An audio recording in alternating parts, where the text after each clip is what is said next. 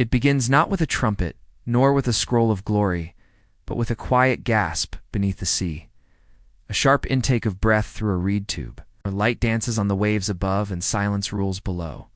They called them urinatores, name lost in time, buried like their bones beneath the salt of forgotten harbors. These were no mythic tritons, nor poetic symbols of man versus nature.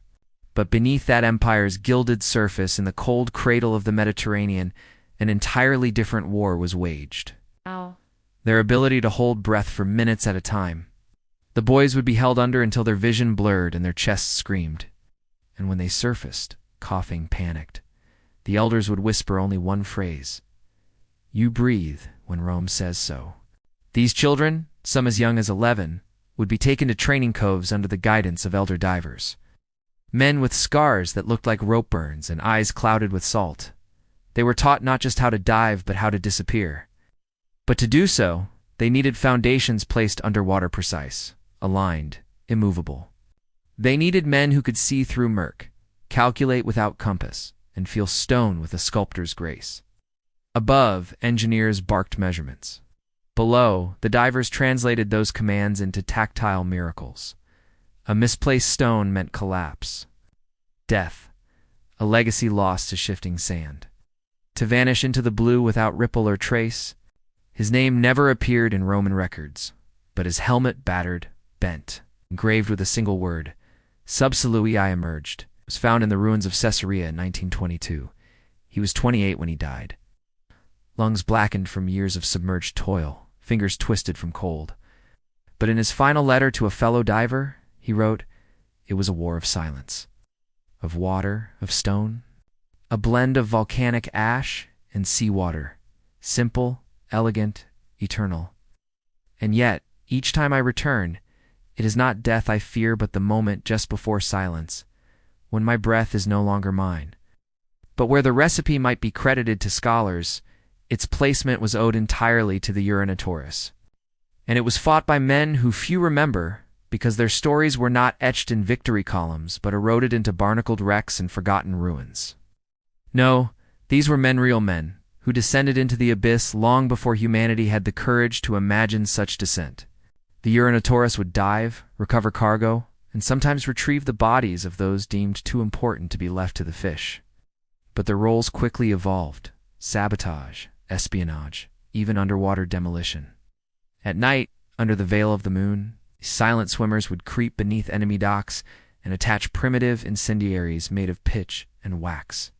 Entire fleets would burn without explanation by morning. The surface war never suspected the hands beneath.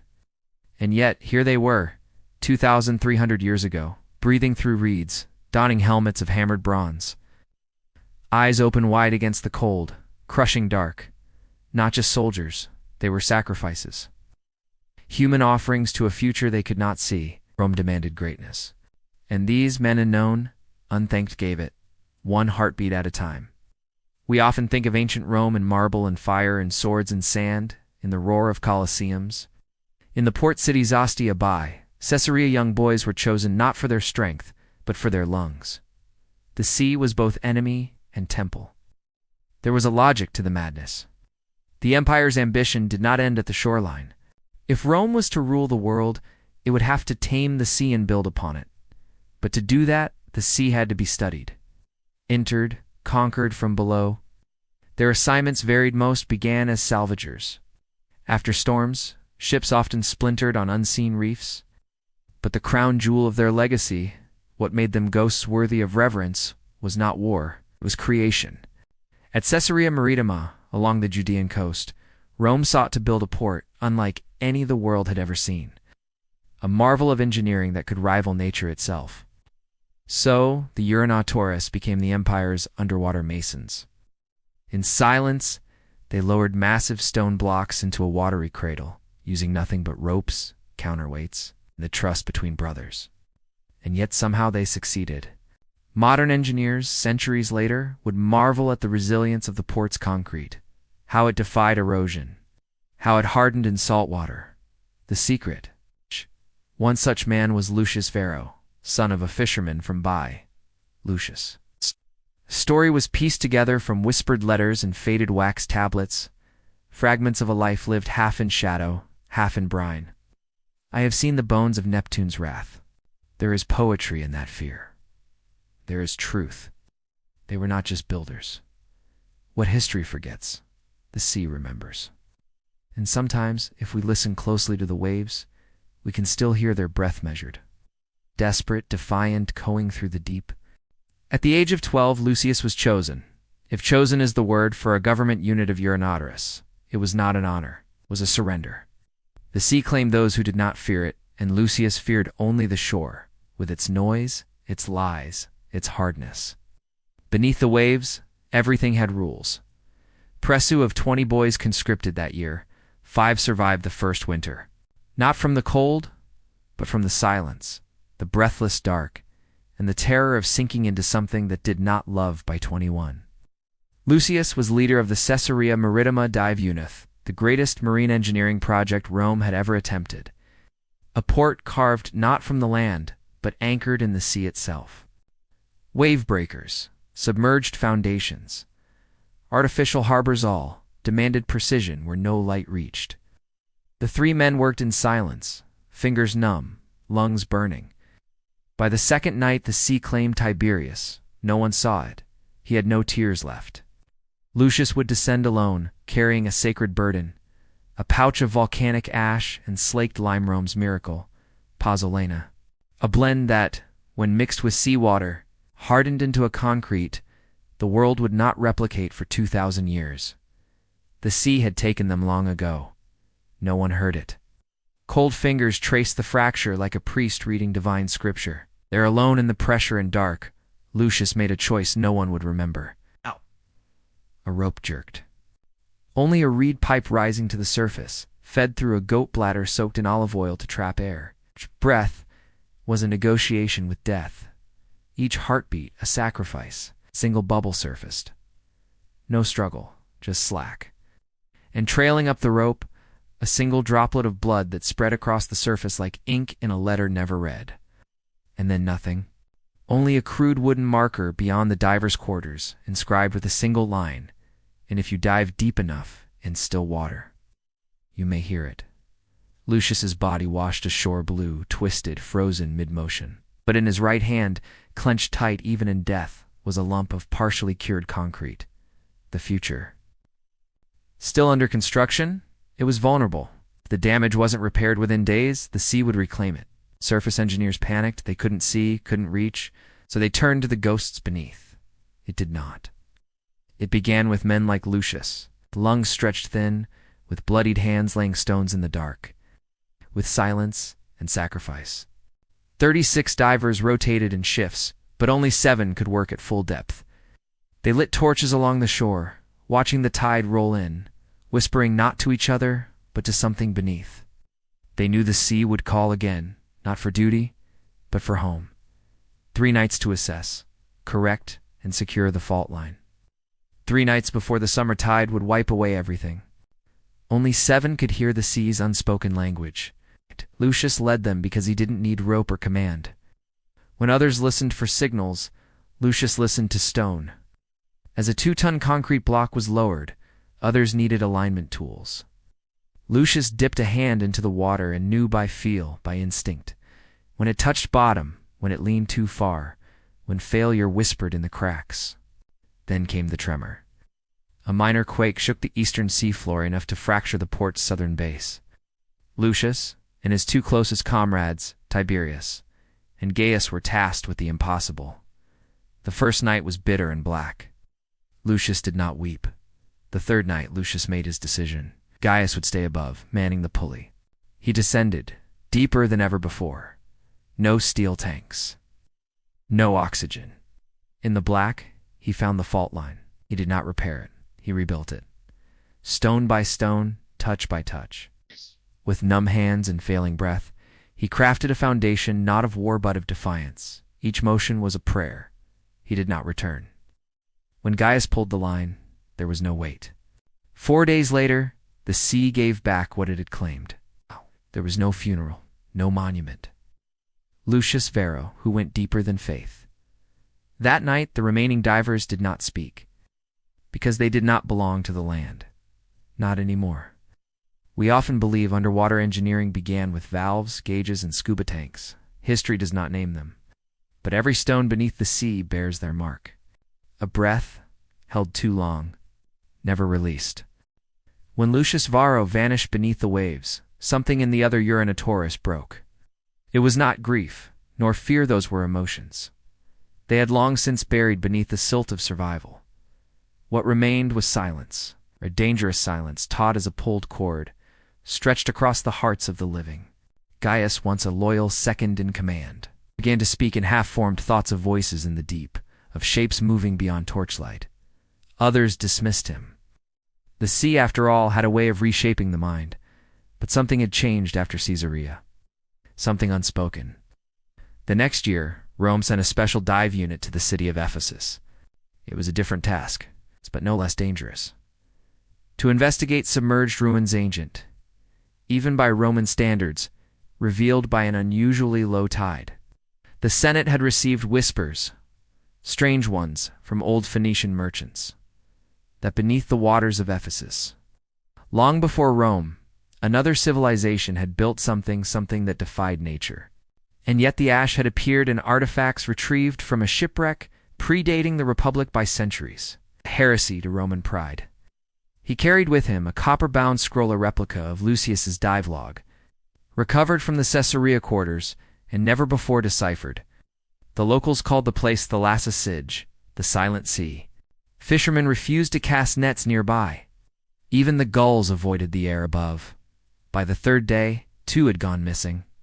No struggle, no blood. Only equipment drifting to the surface, still intact, still warm, as though the wearers had simply evaporated.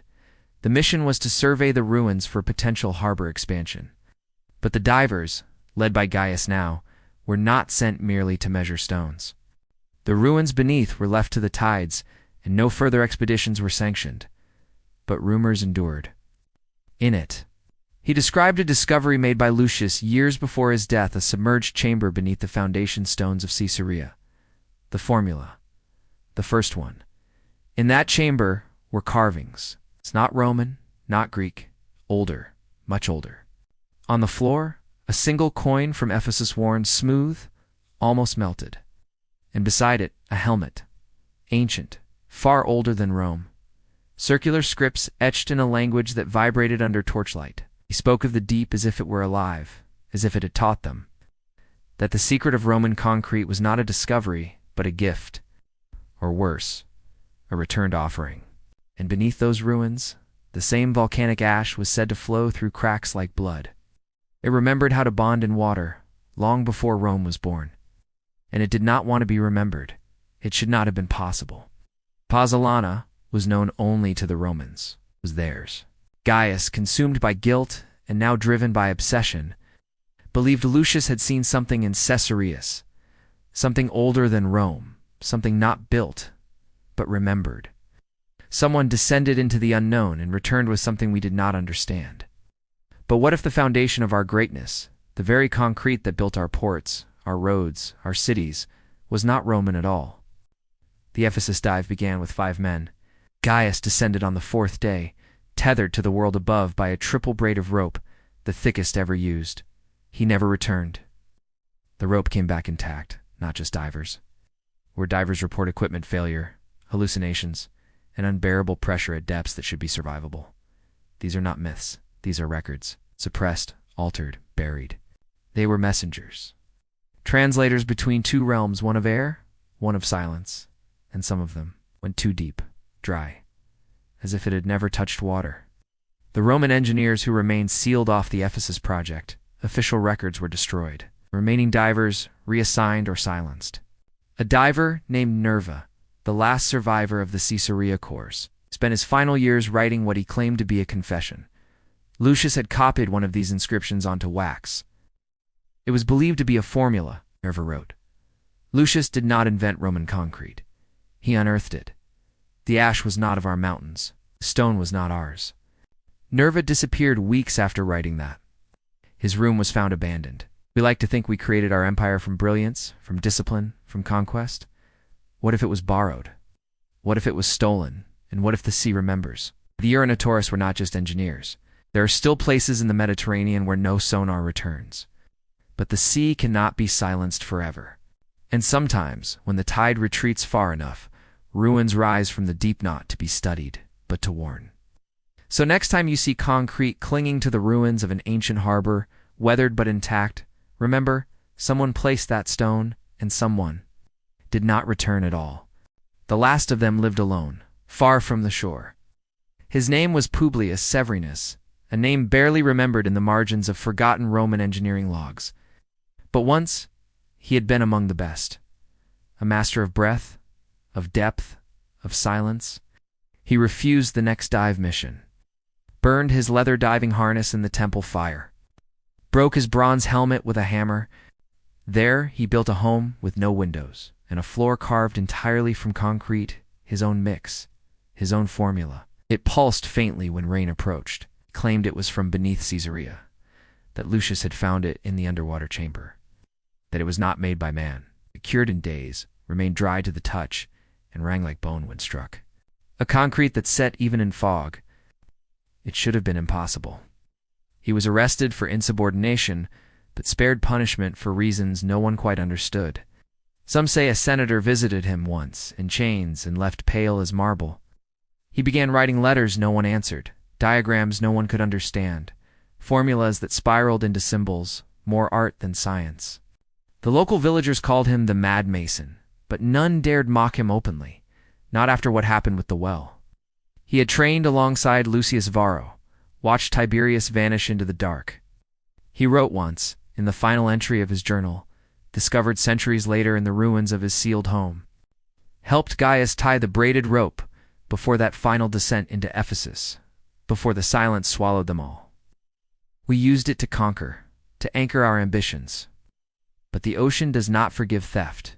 It remembers every stone, every breath, every diver it has swallowed. One day it will rise and take back what we borrowed. Publius did not speak of the sea after that. No sign of struggle, just the faint smell of brine in a house 80 miles from the coast. After his release, Publius retreated inland, settling in the Apennine foothills. He kept a single artifact, a cube of black stone, scorched with salt and scribed with circular markings. There was no trace of depth, only a humming silence, like something buried had stopped breathing. Modern samples taken centuries later revealed properties still not fully understood. Crystalline formations, not native to the region, strength far beyond even contemporary reinforced concrete. We do not know why Gaius vanished without a splash, or why entire dive teams were erased from the record like water stains on parchment. Years passed, Publius aged, his body failed, but his mind remained sharp, too sharp. It was meant to be a simple project. A group of farmers asked him to reinforce a nearby well with his concrete mix. Hands, not engines. Memory, not mathematics. Publius agreed on one condition. No one could watch him pour. They agreed. He worked through the night. Others with nothing but garbled audio and unexplained pressure changes. Some don't come back at all. By dawn, the well was gone. Not collapsed, vanished. But perhaps, just perhaps, we were only continuing a story begun long ago, beneath the sea, in a language we were never meant to speak. The earth around it was smooth, the stone rim fused with the surrounding soil. After that, no one asked him to build again. So Publius waited. For what even he did not know. The sea gave us concrete not as a gift but as a test. He died sitting upright, hands folded over the black cube. When Roman authorities arrived to dismantle the house fearing some arcane cult, they found something stranger still. His floor, despite being over 30 years old, it had no cracks. No moisture, no signs of aging, concrete that resists modern tools, that appears to self-heal, that resonates under sonar like it's not entirely inert. The formula was never recovered. His notes, it's mostly lost to time, except for one scroll burned at the edges bearing the name Lucius Varro, and beneath it, a single line. He did not build for Rome. He built to hold back something else. We do not know what Lucius found beneath the harbor, but the ruins still stand. Caesarea Maritima, by Ephesus. Foundations laid by lungs, not machines. And every year, divers return, tourists, scientists, historians. Some come back with stories of echoes in the water. Maybe it is coincidence. Maybe it is myth. But there are engineers today who whisper of deep-set concrete anomalies, materials that should not exist in Roman layers. We like to believe we are the masters of our technology. We shape the world. The urinatores were not builders of empire. They were scribes, etching messages into the seabed. Warnings, perhaps, or prayers. And if you ever dive deep enough into ancient ruins and feel something watching from the dark, remember this. Some knowledge was never meant to surface, and some foundations were never meant to hold.